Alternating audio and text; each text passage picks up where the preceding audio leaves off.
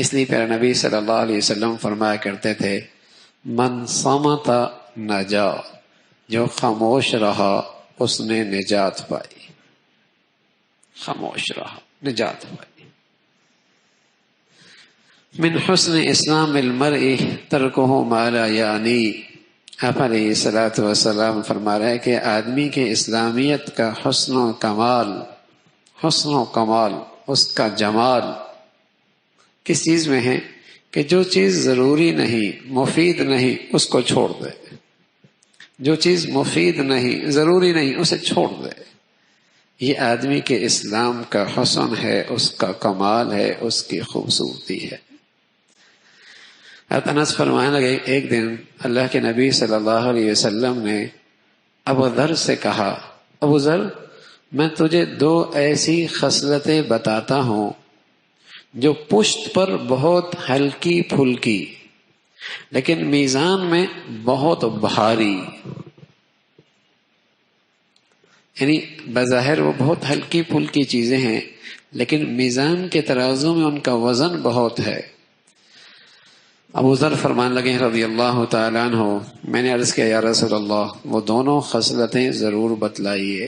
تو پیارے رسول صلی اللہ علیہ وسلم نے فرمایا زیادہ خاموش رہنے کی عادت اور حسن اخلاق۔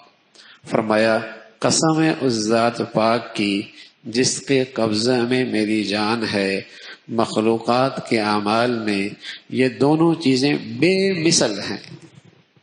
لوگوں کے اعمال میں یہ دونوں چیزیں بے مثل ہیں، ان کی مثال کوئی نہیں۔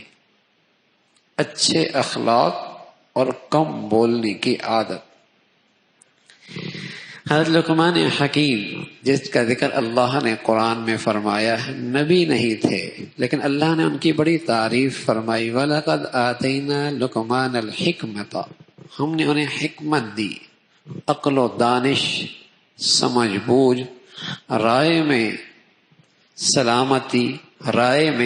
سلامتی، دین کی فہم میں بلندی۔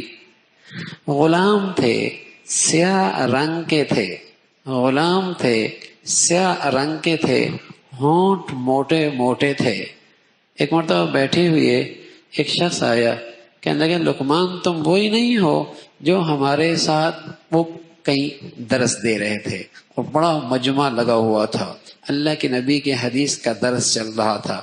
تو ایک شخص آیا، کیا تم وہی ہو جو ہمارے ساتھ بکریاں چرایا کرتے تھے فلاں فلاں وادی میں؟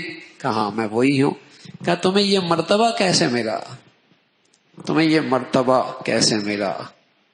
تو انہوں نے فرمایا اس کو مجھے بولنے کی ضرورت نہیں ہوتی جس کی مجھے ضرورت نہیں ہوتی۔ کم بولنے کی برکت ہے اور غیر مفید چیزوں سے اعراض کا نتیجہ ہے کہ اللہ نے مجھے آج کچھ حکمت کی دولت عطا فرما دی۔